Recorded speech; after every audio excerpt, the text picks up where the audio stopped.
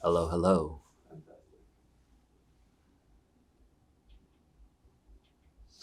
Cool. Cool. I only knew a few adults in high school, and one of them was a janitor, and his name was Ralph, and he was a Filipino, the only other Filipino I knew that was older than me. And he would open the school up really early, or like 6 a.m., and I didn't know why, but looking back on it now, I knew that he knew that I wasn't living at home. And so I realized, like, man, there's people working to conspire to support you without you even knowing. And so I wanted to make sure that I pay those people back in every moment that I had. To be grateful for the moment, to use up every day, trying to do something good. And it doesn't have to be necessarily good. It's just living my life in a way that makes me happy. It's an acknowledgement of why my parents brought me here. I can't take it lightly. Had this weird moment where I think it was when I was 13, I was teaching my mother how to ride a bike, which was wild to me. And I laughed at her and I said, Mom, like, why don't you know how to ride a bike? And then she said, Jian, like, that's a silly question. Like, have you ever seen a woman like me or a girl riding a bike where we're from? And I was like, oh shit, like, not really. And that was like me realizing that, like, her herself being in Canada, her herself being where she was like a profound shift in her history and her story. And her revolution was like making it to where we are. And then I'm her revolution after that. So I think I can't take that lightly, even if I'm laughing or like doing nothing. Like, to me, nothing is so precious. It's a privilege to say, this weekend I'm doing nothing. Well, my parents worked hard for me to do nothing. The daily regular things that would seem like nothing, the stuff you wouldn't post on Instagram, are actually like the most beautiful things. The times when I'm just hanging out with my family, I'm hanging out with my wife, like watching the corniest shows. Maybe I would never post that on social media, but those are like the loving moments that we worked hard for. So I think it's more realizing that there's so much beauty in the space. There's so much beauty in between the highlights, the nothingness. So I think that's where my balance comes in. My father and mother didn't really get along, but I was really tripping on this idea that, like, I believe I'm a really great father, and I don't want to give him credit, but he has like a little bit of credit, or a lot of credit actually, because what he didn't do, I'm trying to overcompensate for, which I don't want to thank him for, because it's kind of like you're thanking somebody for not doing something. But if he wasn't the way he was, I wouldn't be who I was.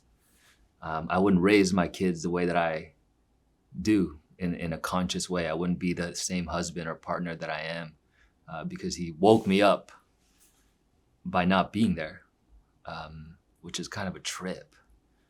And then I came to this realization that that's what he had to work with, and I just need to let love be love. We talk about privilege a lot, and it's hard not to say, but like, having no privilege and not having a lot is actually a form of privilege for some people. And I don't ever want to wish that on my kids, but the things that I learned on not having a lot, or experiencing, being slighted or whatever, is what made me who I am. So part of like raising my kids is like, well, how can I give them enough of that struggle without ruining who they are? But then I'm like, but that made me who I am. So like, there is a constant like battle within myself to say like, well, how can I give them that struggle? And then there's a part of me that says like, nah, I want to fucking spoil my kids because they deserve to be spoiled. There's a part of me that's like that bravado of like the privilege of like, you can talk back to your parents, you can talk back to an authority. That's not something that I was brought up to know and even feel like. The moment that I see authority, I put my head down. Like the border, I see the border, I'm at the border. I can have the most personality. Once you get to the border though, it's like, it's over.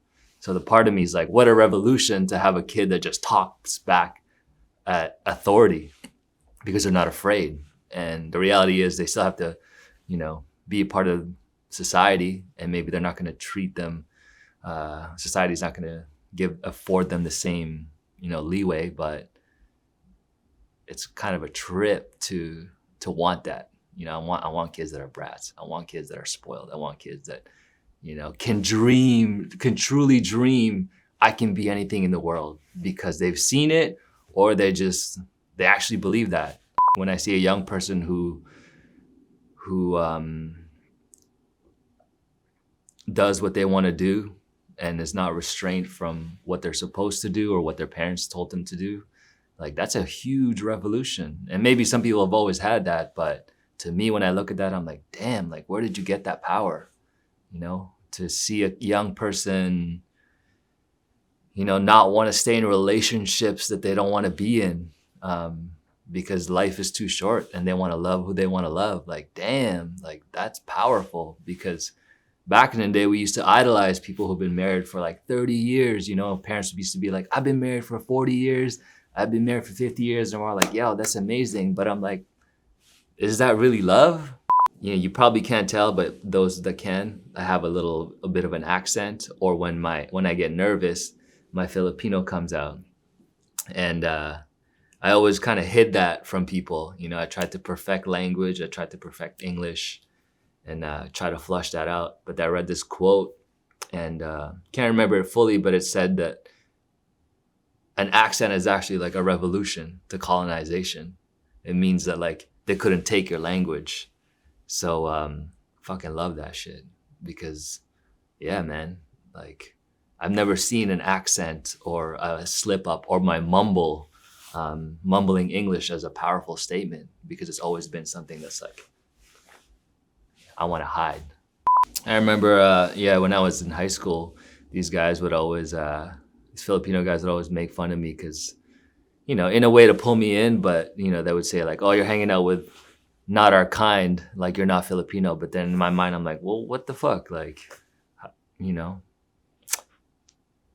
don't need somebody to define like what that is, what that identity is, what that culture is. It's like, I define it myself. Like, me speaking English without an accent is Filipino. Me, hanging out with a certain type of crowd, like, is just as Filipino as you. So I think I'm still having that battle no matter what age I am. And if I show up with love, and if I know I'm being true, I know that's all I need, but it's still something that's pulling. I always make it a point, and I don't deserve praise for it, but that's just part of, like, knowing a lot of housekeepers and janitors for the rest of my life, or for a lot of my life. I always make a point to make sure that I see people that are not being seen, to make sure that the person that's making my pillow nice in the hotel, like, I know their name. Because those are often my mothers, those are our aunties that are cleaning up after us in hotel rooms. I feel like we don't see them enough, and that they're invisible to a certain degree. My parents told me never to sleep over at somebody's house. They're always like, why would you sleep over at somebody's house?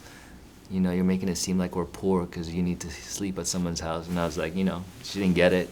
Obviously, parents don't get it, but I knew why, though. The first time I slept over at somebody's house, it was in the living room. We were having a great time, great night. I slept, and then once 9 a.m. hit, and the next day, I see this lady, like, cleaning up, and cleaning up the kitchen and the ruckus that we caused. And it was a Filipino nanny.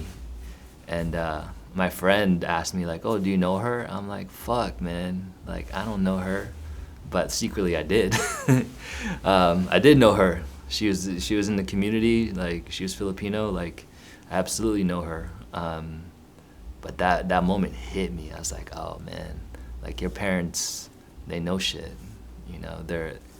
They're setting us up to succeed, and they're setting us up not to feel the hurt that they felt. And it may seem like they're taking us away from, like, all this fun, but it's actually like a representation of their own trauma and their own struggle and what they don't want you to experience.